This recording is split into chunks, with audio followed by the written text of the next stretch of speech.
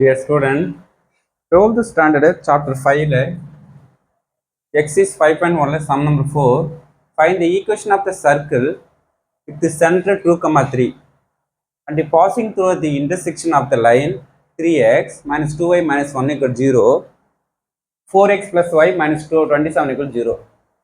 ஒரு சர்க்கிள் இருக்குது. அந்த சர்க்கிளோட சென்டர் பாயிண்ட் மட்டும் தான், ரேடியஸ் நமக்கு தெரியாது, சென்டர் மட்டும் தான் தெரியும். 2,3 சென்டர் ஃபார்ம் பண்ணி ஒரு சர்க்கிள் ஃபார்ம் பண்ணிச்சு.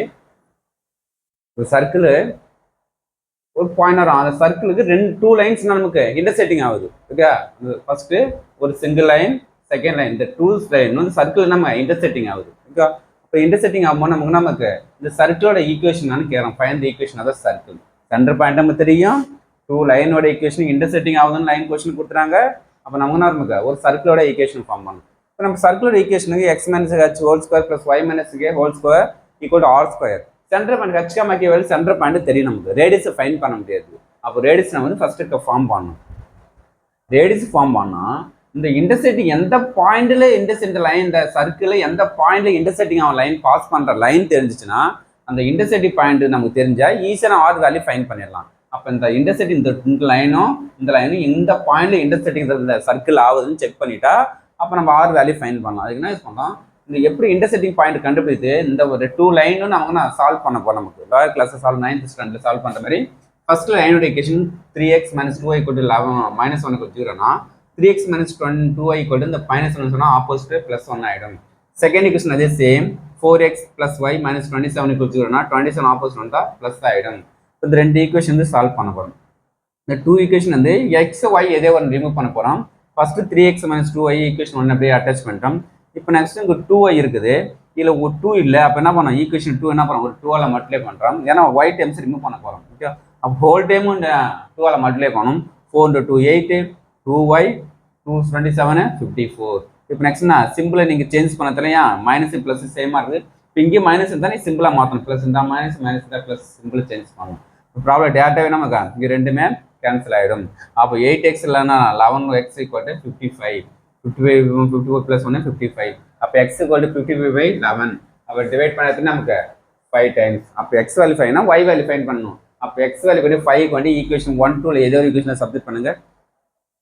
1ல சப்ஸ்டிட் பண்ணோம். 3 into 5 minus 2y equal to 1 15 15 opposite பண்ணால் மைனஸ் 15 ஆகும். Next minus 2y equal to minus 4 ரெண்டு சைடு மைனஸ் கேன்சல் பண்ணுறங்க. அப்போ y equal to நமக்கு 14/2 7. அப்போ எந்த பாயிண்ட்ல இன்டர்செக்டிங் ஆகிருக்கும், x point 5a, y point 7. அப்போ இந்த பாயிண்ட்லாம் இந்த சர்க்கிள் தான் இன்டர்செக்டிங் ஆயிருக்கும்.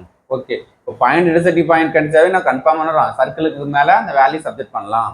Okay, point of intersecting equation of சர்க்கிள்னா வரும் x minus h whole square plus y minus k whole square all square. இது ரேடியஸ் தெரியாது, ரேடியஸ் தான் ஃபைன் பண்ண போகிறோம். ஏன்னா சென்டர் பாயிண்ட் கொஸ்டினில் கொடுத்துட்டாங்க, ப்ராப்ளம் 2 மார்க் கொடுத்துட்டாங்க. அப்படியே நான் h k வேல்யூ சப்ஜெக்ட் பண்ணுங்க.